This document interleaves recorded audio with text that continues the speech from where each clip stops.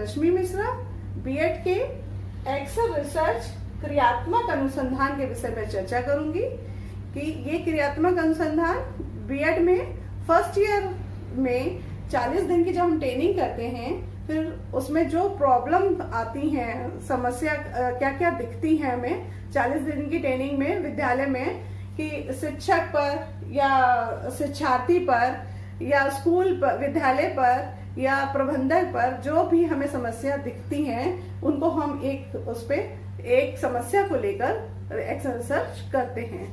ये है क्या एक्सेल रिसर्च? क्रियात्मक अनुसंधान। क्रियात्मक अनुसंधान, क्रिया मीन्स गति, और अनुसंधान मीन्स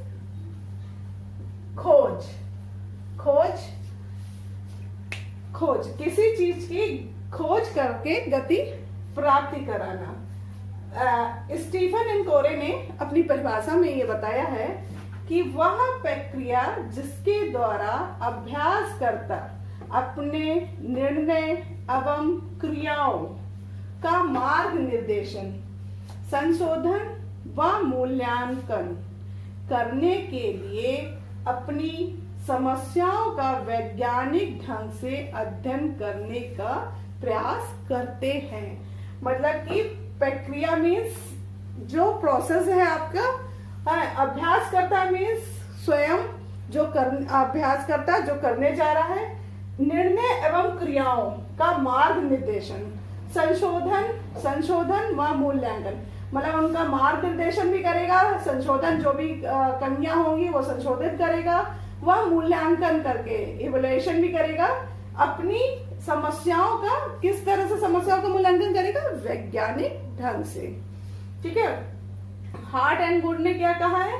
क्रियात्मक अनुसंधान उस कार्यक्रम का अंश होता है जिसका लक्ष्य विद्यमान अवस्था को परिवर्तित करना होता है। मतलब है कि इनके अनुसार कि एक्सेल रिसर्च वह कार्यक्रम का अंश है जो कोई भी लक्ष्य विद्यमान है अवस्था में कि क्या समस्या है, उसको उसी समय परिवर्तित करना होता है। इसी तरह स्टीफन एंड कोरे के अनुसार शिक्षा में क्रियात्मक अनुसंधान कार्यकर्ताओं द्वारा किया जाने वाला अनुसंधान जिससे वह अपने कार्यों में सुधार कर सके। मतलब इन्होंने, कोरे ने कहा है कि क्रियात्मक एक्सेल रिसर्च वह है जो कार्यकर्ता स्वयं करता है और शोध करता है और उन्हीं शोध की समस्याओं पर वो स्वयं ही कार्य करता है, वो एक्सेल रिसर्च कहलाता है।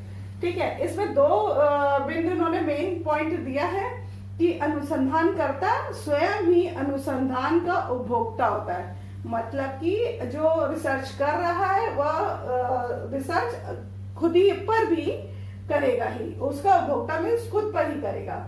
दूसरा क्या है? अनुसंधान उस स्थिति में होता है जिसमें समस्या का समाधान ढूंढने की आवश्यकता प्रतीत होती है। मतलब कि हम शोध उस स्थिति में करेंगे जो कि समस्या का समाधान ढूंढने की आवश्यकता महसूस हो हमें, जो भी क्या दिक्कत हो रही है स्कूल या विद्यालय के विषय में या शिक्षक के विषय में या टीचर के विषय में या प्रधानाचार्य के विषय में, तो वो एक समस्या लेकर उस पर शोध कार्य करना स्टार्ट कर देता है। अच्छा, ये सबसे पहले कहाँ इसकी खोजी? सबसे पहले अमेरिका में बकिंघम के द्वारा 1926 में, अमेरिका में बकिंघम के द्वारा 1926 में खोज हुई इसकी। आइए अब हम जानेंगे कि एक्सेल रिसर्च के क्या पद होते हैं। ठीक है। स्टेप इन एक्सेल रिसर्च, पहला स्टेप है आपका कि समस्या क्षेत्र का निश्चय तथा समस्या का चयन। हमें समस्या का क्षेत्र निश्चय करना होगा जहां से हम समस्या को चुन सके। हमें समस्या कैसे चुननी होगी?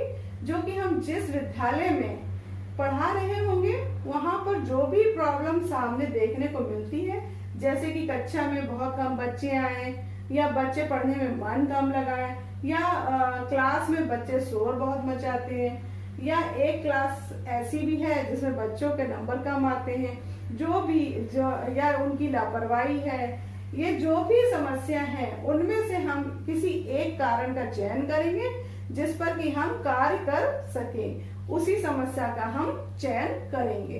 दूसरा स्टेप है आपका समस्या को परिभाषित करना। हमने जब हम समस्या को चुन लेंगे, फिर मान लीजिए कोई क्लास है जहां पर मैथ के बच्चे कम नंबर लाते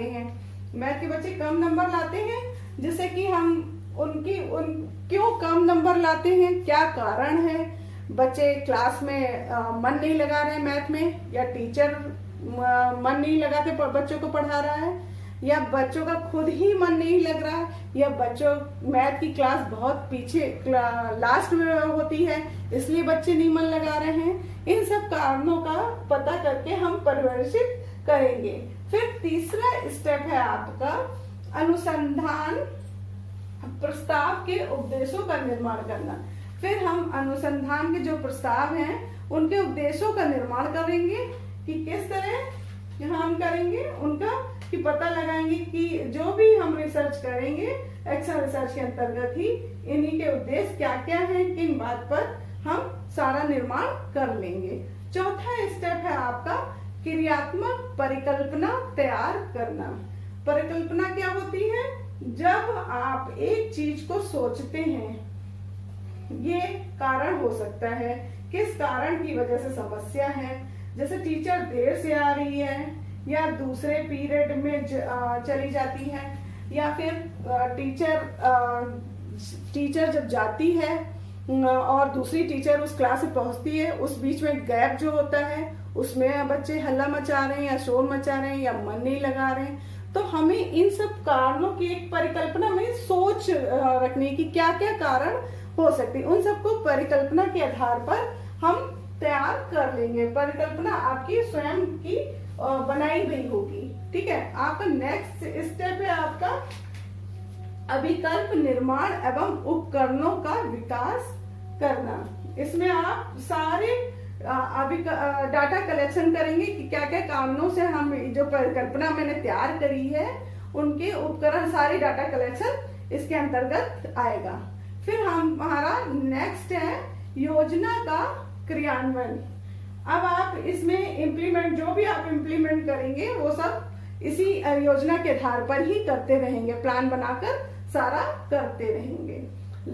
7th है आपका प्रदत्तों का विश्लेषण कर निष्कर्ष निकालना। जो आपने इम्प्लीमेंट करे हुए हैं फिर उनका विश्लेषण करेंगे कि क्या कारण है, किस कारण हम इन सब कारणों का जो हमने प्रॉब्लम हुई है हमारे उसमें, इन सब कारणों का एक विश्लेषण करके उनका निष्कर्ष निकालेंगे, उस पर पहुंचेंगे कि हाँ देर से टीचर गई है तो अगर हम पीरियड के बीच में जो गैप है तुरंत ही एक पीरियड खत्म हो ना कि दूसरी टीचर वहां पहुंच जाए तो गैप ना मिले, बच्चे शोर नहीं मचा पाएंगे। या तो फिर क्लास बहुत लास्ट में मैथ का लगता है तो बच्चों को इंटरेस्ट कम हो जाता है, पढ़ते पढ़ते बच्चे उब जाते हैं, तो उस क्लास को हम आगे कर देंगे उस क्लास को। ठीक है। फिर क्या कहते हैं कि हम ये भी देखेंगे कि मतलब कई कारण नहीं, कई विश्लेषण करने के बाद निष्कर्ष निकालेंगे। अगर निष्कर्ष हमारा निकल आता है तो ठीक है, अगर नहीं निकलता तो हम और भी नए निष्कर्ष विश्लेषण और भी करेंगे। ठीक है। लास्ट है आपका अनुसंधान प्रतिवेदन तैयार करना। मतलब एक ये सब निष्कर्ष निकल आता है तो हम पूरी रिपोर्ट तैयार करेंगे। रिपोर्ट तैयार करने के बाद हम प्रधानाचार्य या प्रबंधन को उसके बारे में बताएंगे कि हाँ बच्चे क्यों नहीं मन लगा रहे हैं या मैथ क्यों नहीं पढ़ना चाह रहे हैं। तो उसका पूरा मतलब हमें कुल मिला के एक समस्या लेनी है, उस पर पूरा काम करना इन्हीं 8 बिंदु के हिसाब से, और सारा रिपोर्ट पूरा तैयार करके हमें फिर विद्यालय प्रबंधक या प्रधानाचार्य को दे देना है। उसी के आधार पर वही पूरा स्टेप की ये एक्शन रिसर्च कहलाती है। ठीक है। इन्हीं 8 बिंदु के आधार पर हम एक्शन रिसर्च करते हैं।